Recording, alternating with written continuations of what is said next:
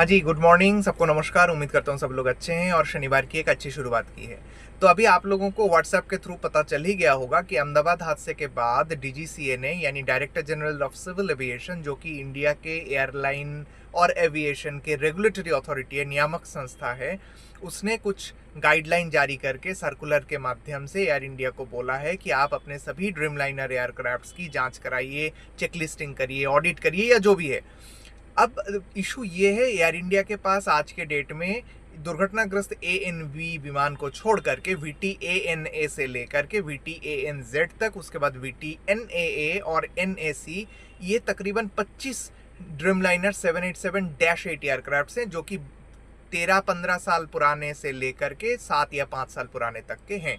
और विस्तारा के VT TSP TSD TSN TSQ वगैरह वगैरह ऐसे करके उसके साथ 787-9 थोड़े बड़े एयरक्राफ्ट्स हैं, जो कि अभी पार्ट ऑफ एयर इंडिया है। अब विस्तारा के ये जो एयरक्राफ्ट्स हैं, ये सारे कोविड के समय से डिलीवरी होना चालू हुआ था, यानी ये 4-5 साल पुरानी है।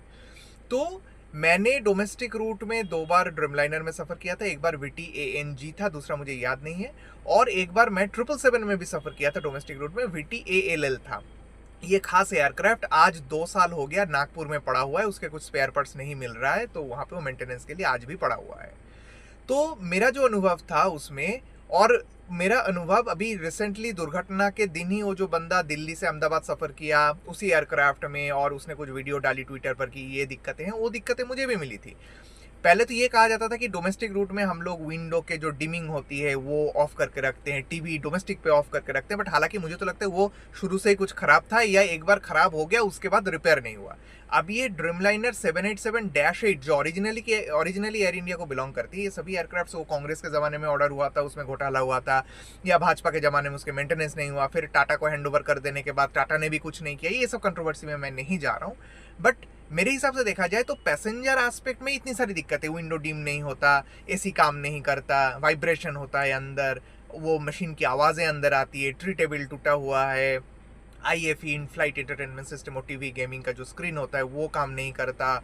तो ये जो भी है, तो अंदर ही इतनी दिक्कत है, तो कॉकपिट के या फ्लाइट के दूसरे हिस्से में जो भी मैकेनिकल पार्ट्स हैं उसमें क्या दिक्कत होंगी वो तो हमें नहीं पता ना। वो मेंटेनेंस के दौरान लॉग बुक में लिखना होता है। अब वहाँ के इंजीनियर सच्चे दिल से वो लिख रहे हैं या डर के मारे लिख नहीं रहे हैं, वो हमें नहीं पता।